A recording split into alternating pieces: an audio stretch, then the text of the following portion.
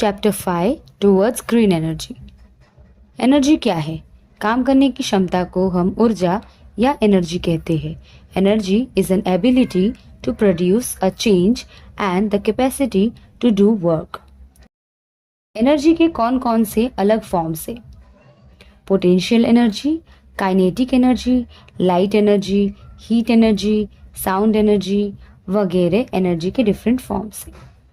रोटी, कपड़ा और मकान के साथ साथ आज के मॉडर्न टाइम में एनर्जी भी हमारी प्राइमरी नीड बन चुकी है।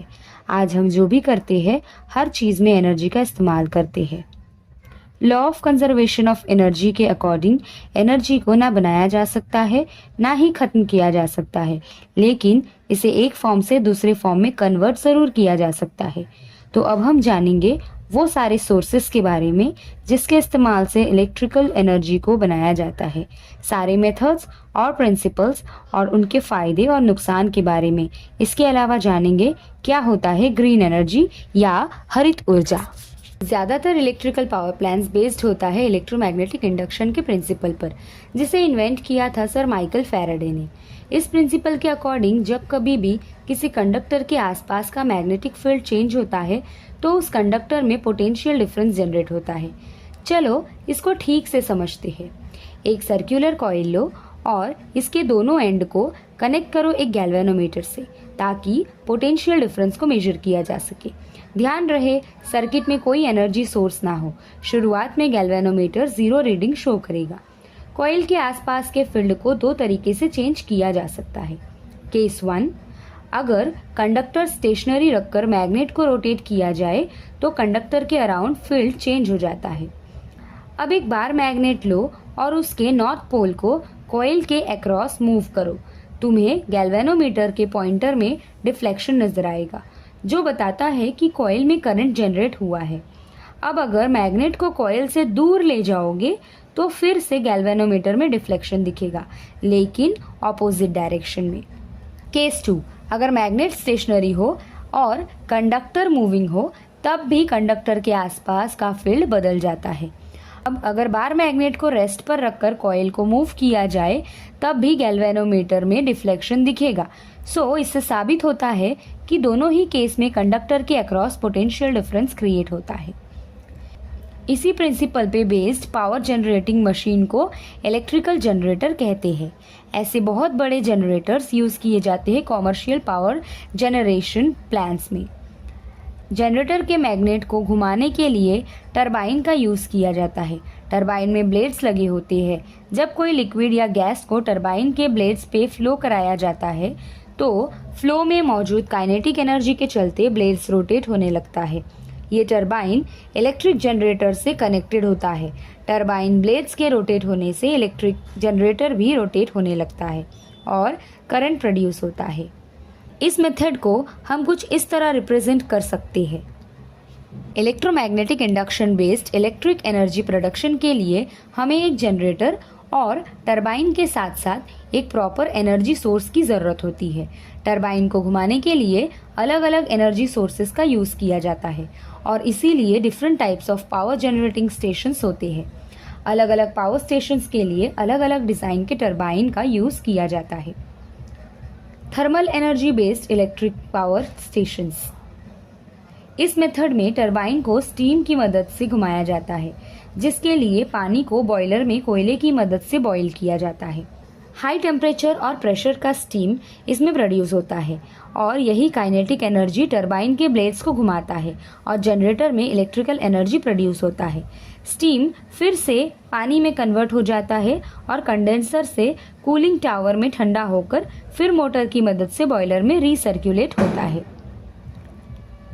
क्योंकि इसमें थर्मल एनर्जी को यूज़ करके इलेक्ट्रिकल एनर्जी को बनाया गया है, इसीलिए इस पावर प्लांट को थर्मल पावर प्लांट कहते हैं।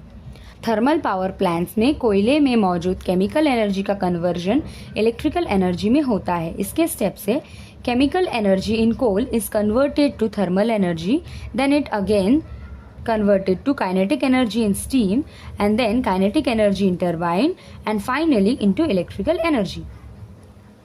थर्मल पावर प्लांट काम कैसे करता है? फ्यूल कोल बॉयलर में कंबशन के बाद निकले हुए गैसेस रिलीज किया जाता है एक बहुत बड़े टावर या स्टैक से। एक बार जब हाई टेम्परेचर और प्रेशर वाले स्टीम से टरबाइन को रोटेट किया जाता है तो स्टीम का टेम्परेचर और प्रेशर डिक्रीज हो जाता है और फिर से पानी में कन्वर्ट हो जाता है, जिसके लिए एक कंडेंसर टरबाइन से लगा होता है। यही पानी फिर कंडेंसर से कूलिंग टावर में जाता है और पूरी तरह ठंडा होकर रिटर्न बॉयलर में भेज दिया जाता है रीयूज के लिए।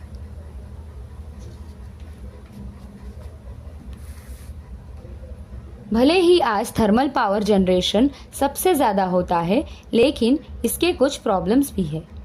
First, air pollution due to burning of कोल।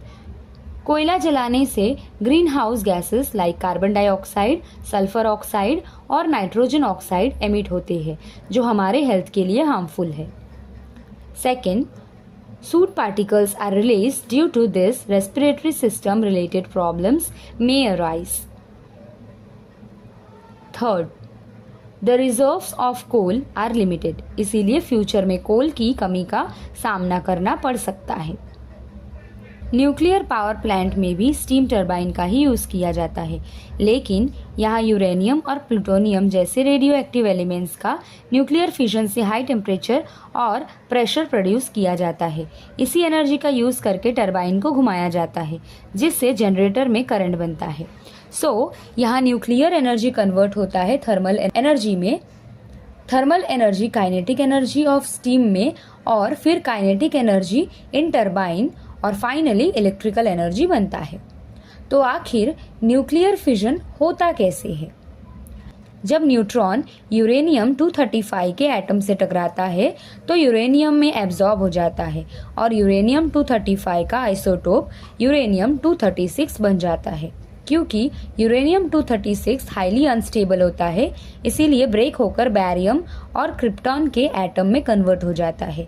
इस प्रोसेस में 3 और न्यूट्रॉन रिलीज होते हैं, जो यही सेम प्रोसेस को दोहराते रहते हैं, जिसे चेन रिएक्शन कहते हैं।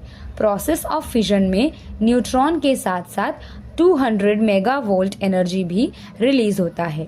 न्यूक्लियर पावर प्लांट में कंट्रोल्ड चेन रिएक्शन की मदद से इलेक्ट्रिकल एनर्जी को प्रोड्यूस किया जाता है। न्यूक्लियर पावर प्लांट में किसी भी तरीके का फॉसिल फ्यूल यूज नहीं होता, इसीलिए एयर पॉल्यूशन रिलेटेड प्रॉब्लम्स भी इसमें नहीं होते। साथ ही साथ अगर सफिशिएंट न्यूक्लियर फ्यूल अवेलेबल हुआ तो ये एक अच्छा सोर्स हो सकता है करंट प्रोड्यूस करने का। लेकिन इसमें भी कुछ प्रॉब्लम्स है, जैसे कि न्यूक्लियर फिजन के बाद भी ये फ्यूल रेडियो एक्टिव रहते हैं, हार्मफुल रेडिएशंस होता है, और इन प्रोडक्ट्स को न्यूक्लियर वेस्ट कहते हैं। इस वेस्ट को ठीक से डिस्पोज करना अभी भी साइंटिस्ट के लिए एक बहुत बड़ा चैलेंज बना हुआ है।